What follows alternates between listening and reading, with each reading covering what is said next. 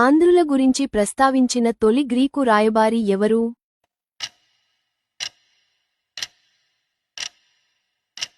సరైన సమాధానం మెగాస్తనీస్.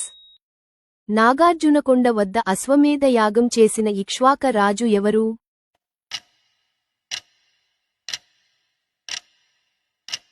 సరైన సమాధానం శాంతమూలుడు.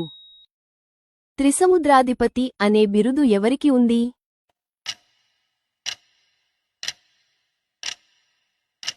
సరైన సమాధానం యజ్ఞశ్రీ శాతకర్ణి. అశోకుడి 13వ శిలాశాసనం ప్రకారం ఆంధ్రులు ఏ రాజ్య పరిధిలో ఉండేవారు?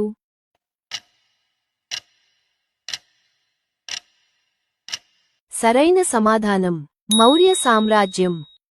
ఆంధ్రదేశంలో లభించిన అతి ప్రాచీన బౌద్ధ స్తూపం ఏది?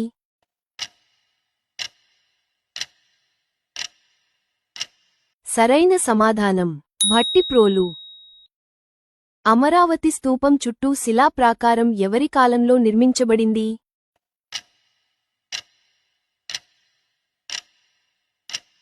సరైన సమాధానం యజ్ఞశ్రీ శాతకర్ణి. మొగల్రాజపురం గుహలు ఎక్కడ ఉన్నాయి?